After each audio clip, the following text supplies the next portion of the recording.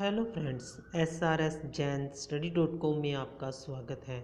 आज हम teaching ads के बारे में डिस्कस करेंगे। ये वीडियो एनटीए नेट के फर्स्ट पेपर के दृष्टिकोण से महत्वपूर्ण साबित होगी। Let's we discuss about teaching aids. First of a definition of teaching aid. Teaching aid क्या होती है? Teaching aid are materials that the classroom teacher uses to help students understand the concepts he she introduced during his her lesson। जो teaching add होती है वो एक प्रकार का मटेरियल होता है जिसे क्लासरूम में एक अध्यापक बच्चों को जो टॉपिक टीचर पढ़ाना चाहता है वो बच्चों को इजीली समझाने के लिए जिस सामान का प्रयोग करता है या जिस भी ऑब्जेक्ट का यूज़ करता है टीचर, उसे टीचिंग एड कहा जाता है। A teaching aid is tool used by teachers facilitators. ये एक टूल होता है टीचिंग का जिसको टीचर या जो फैसिलिटेटर पढ़ाने वाला है वो यूज़ करता है। Helps learner improve reading and other skill. जो विद्यार्थियों की लर्निंग स्किल है, रीडिंग स्किल है, उसको इम्प्रूव करने के लिए, बच्चों को रीइंफोर्स देने के लिए, उनकी स्किल फैक्ट और आइडियाज़ हैं, मतलब उनको बताने के लिए जिस मटेरियल का यूज़ करता है उसे टीचिंग एड कहा जाता है। टीचिंग एड्स कई बार गेम्स के रूप में भी हो सकती है। छोटे बच्चों को गेम्स के द्वारा भी सिखाया जाता है, तो वो भी टीचिंग एड ही होती है। जो मटेरियल बच्चों को सिखाने के लिए स्कूल के अंदर एक अध्यापक या फैसिलिटेटर जिसे यूज़ करता है उसे टीचिंग एड कहा जाता है। टीचिंग एड का यूज़ क्यों किया जाता है? इसका मेन पर्पज़ क्या होता है टीचिंग एड यूज़ करने का? फर्स्ट है reinforce what you are saying and summarise key concepts. जो टीचर है वो बच्चों को क्या समझाना चाहता है, बच्चों को क्या कहना चाहता है, उस जो भी पूरा टॉपिक है उसके समराइज की पॉइंट्स क्या है, कॉन्सेप्ट्स क्या है, इनको समझाने के लिए टीचिंग एड्स का यूज़ किया जाता है। Next, ensure that your point is understand.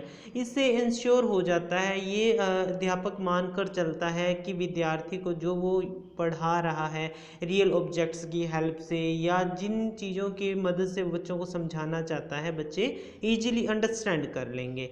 Next, signal what is important and essential. मतलब टीचिंग एड के अंदर ये होता है जो मेन इम्पोर्टेंट पार्ट्स होते हैं, जो चीज़ें, जो सब्जेक्ट जो टीचर बच्चों को समझाना चाहता है उसमें बच्चों को क्या समझाना है उसको ईजीली टीचिंग एड के द्वारा समझाया जा सकता है।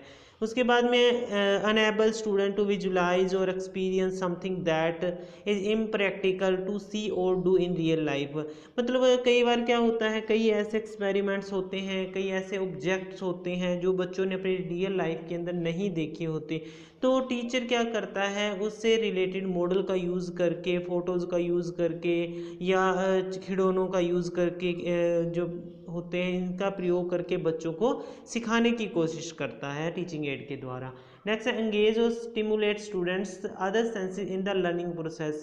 जो बच्चों की ज्ञान इंद्रियां हैं, आँख कान, इनका मतलब पूरे का पूरा मतलब यूज़ करने के लिए भी टीचिंग मटेरियल्स का यूज़ किया जाता है, टीचिंग एड्स का यूज़ किया जाता है। क्योंकि जो बच्चे होते हैं उनको एक पढ़ाना बट उसके साथ साथ रियल ऑब्जेक्ट्स दिखाना, पिक्चर्स दिखाना, तो उससे जो लेसन होता है वो इंटरेस्टिंग हो जाता है और बच्चे उसकी तरफ अट्रैक्टिव होते हैं और सीखने की कोशिश करते हैं। उसके बाद में फैसिलिटेट डिफरेंट लर्निंग स्टाइल्स। ये जो टीचिंग एड होते हैं ये अलग अलग डिफरेंट स्टाइल्स के जो लर्निंग स्टाइल्स होते हैं उसके द्वारा सीखने में विद्यार्थियों को हेल्प करते हैं। नेक्स्ट है टीचिंग एड्स का जो यूज़ होता है, जो मेनली कॉमनली यूज बात होती है, कहते हैं we remember 20% of what we hear. कहते हैं जो हम सुनते हैं उसका 20% हमें याद रहता है। उसके बाद we remember 30% of what we see. जो चीज़ हम सिर्फ देखते हैं उसका 30% हमें याद रहता है। और we remember 50% of what we see और हेयर। मतलब जिस चीज़ को हम देखते हैं वो सुनते हैं उसका 50% 50% हमें याद रहता है हमेशा। उसके बाद we remember 90% of what we say and do. मतलब जो काम हम करते हैं, कहते हैं, मतलब खुद प्रैक्टिकल करके देखते हैं उसका 90% हमें याद रहता है। एक कोट है, I hear I forget, I see I remember, I do I understand, मतलब करके सीखना। जो टीचिंग एड्स का मेन पर्पज होता है बच्चों को रियल सिचुएशंस के अंदर चीज़ों को बताना, उनसे प्रैक्टिकल करवाना, उन ऑब्जेक्ट्स का यूज़ करके वो बच्चे जो चीज़ों को ईजीली समझ सके और उनको लॉन्ग लाइफ जो है इन ये चीज़ें मेमोराइज रहे, इसलिए टीचिंग एड का यूज़ किया जाता है। उसके बाद में characteristics of good teaching ads, good teaching add की करेक्टरिस्टिक्स क्या होनी चाहिए। अब ऐसे तो है नहीं भी जो टीचिंग एड है बहुत महंगी हो, एक अध्यापक के लिए मतलब उसे परचेज करना, उसको एक जगह से दूसरी जगह ले जाना मुश्किल हो। मतलब इसके जो अच्छी टीचिंग होती है उसकी क्या अच्छी करेक्टरिस्टिक्स हो सकती है। फर्स्ट है दे should B meaningful and purposeful. सबसे पहले तो जो टीचिंग एड टीचर यूज़ कर रहा है वो अर्थपूर्ण होनी चाहिए, उद्देश्यपूर्ण होनी चाहिए। मतलब जिस चीज़ को बच्चों को, जिस टॉपिक को करवाना है टीचर ने, उसे वो पूरा मतलब रिप्रेजेंट करती हो टीचिंग एड। उसके बाद दे should be accurate in every aspect, accurate होनी चाहिए, मतलब पूरी की पूरी 100% हम कह दें भी टीचिंग जो एड यूज़ कर रहा है टीचर, वो बच्चों को जो मटेरियल समझाना है, जो सब्जेक्ट के बारे में समझा रहे हैं वो समझाने योग्य हो, वो अच्छी हो। उसके बाद दे शुड बी सिंपल, सिंपल होनी चाहिए, हाई फाई नहीं होनी चाहिए।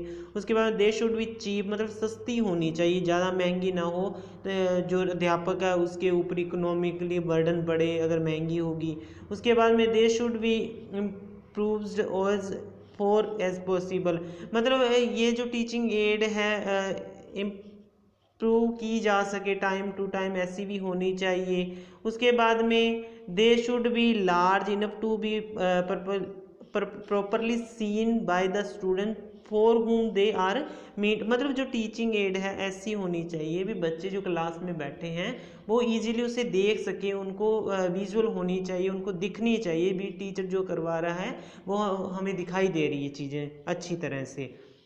उसके बाद में they should be up to date, up to date होनी चाहिए, ऐसे नहीं पुरानी कई साल पुरानी जो किसी भी टीचिंग एड्स है वो उस टॉपिक को लेके चलिए, मतलब मॉडिफाई होनी चाहिए, टाइम टू टाइम उसे अपडेट की जाए टीचिंग एड को। उसके बाद दे शुड बी इजीली पोर्टेबल, एक जगह से दूसरी जगह टीचिंग एड को ले जाना आसान हो अध्यापक के लिए।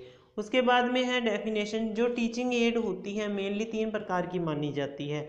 जो टीचिंग एड होती है ऑडियो टीचिंग एड हो सकती है, विजुअल एड हो सकती है और ऑडियो विजुअल हो सकती है। तो टीचिंग एड्स के अंदर फर्स्ट है ऑडियो विजुअल एड्स कौन सी होती है। ऑडियो विजुअल एड्स आर दो सेंसरी ऑब्जेक्ट्स और इमेजेस विच इंटेट और स्टिमुलेट और इन्फोर्स लर्निंग। ये बटन की डेफिनेशन है। जो ऑडियो विजुअल एड होती है उसे हम सुन भी सकते हैं और देख भी सकते हैं, वो होती है। उसके बाद विजुअल एड्स कौन सी होती है, visual aids are any instructional device that can be seen but not heard, मतलब जिसे हम सिर्फ देख सकते हैं उसको हम सुन नहीं सकते, वो होती है विजुअल एड्स। उसके बाद में ऑडियो एड्स कौन सी होती है, audio aids are any instructional device that can be heard but not seen, only हम उसे सुन सकते हैं, उसे हम देख नहीं सकते। फॉर एग्जांपल रेडियो है, होता था वो है, ये सारे के सारे ऑडियो एड्स की हम एग्जांपल्स ले सकते हैं। उसके बाद में जो टीचिंग एड्स होती हैं उनको अलग अलग डिवाइडेशन की गई है, कैटेगराइज किया गया है। और ऑडियो एड्स होती है उसके अंदर रेडियो, टेलीविज़न और रिकॉर्ड्स जो होते हैं उनको शामिल किया जाता है। उसके बाद में ग्राफिक एड्स होती है जिनके ग्राफ बने होते हैं, पिक्चर्स होती है, जैसे चार्ट हो गए, कार्टून बनाए जाते हैं शीट के ऊपर, डायग्राम्स है, flash card, graphs, map, photographs, pictures, poster, model, ये सारे के सारे ग्राफिक एड्स हैं। उसके बाद डिस्प्ले बोर्ड के ऊपर डिस्प्ले बोर्ड होते हैं, वो भी इसके अंदर आते हैं टीचिंग एड में। ब्लैक बोर्ड है, बुलेटिन बोर्ड्स है, फनैलन बोर्ड है, मैग्नेटिक बोर्ड और पिग बोर्ड जो है डिस्प्ले बोर्ड है। उसके बाद में एक्टिविटी एड्स होती है, डेमोस्ट्रेशंस है, एक्सपेरिमेंट और फील्ड ट्रिप, बच्चों को मतलब घुमाने के लिए लेके जाते हैं। डेमोस्ट्रेशन के अंदर जो वार्तालाप होती है, अपने विचारों को प्रकट कर सकते हैं विद्यार्थी। एक्सपेरिमेंट के अंदर एक्सपेरिमेंट करके देखा जाता है, कोई भी मतलब जो विज्ञान के अंदर हम कहते हैं साइंस के अंदर जितने भी एक्सपेरिमेंट होते हैं वो करके बच्चों को सिखाए जाते हैं। उसके बाद में जो टीचिंग एड्स आजकल यूज हो रहे हैं ज़्यादातर, ओवरहेड प्रोजेक्टर जो है, स्लाइड प्रोजेक्टर होते हैं, इसमें 35 mm स्लाइड्स का यूज़ किया जाता है, फिल्म स्ट्रिप्स का यूज़ होता है, एपीडियोस्कोप का यूज़ होता है, माइक्रो प्रोजेक्टर का, साइलेंट काइन फिल्म्स जो है, इन टीचिंग एड्स का भी आजकल यूज़ किया जा रहा है टेक्नोलॉजी के द्वारा। सो ये थे इम्पोर्टेंट फैक्ट्स टीचिंग एड्स से related. Okay, thank you for video watching.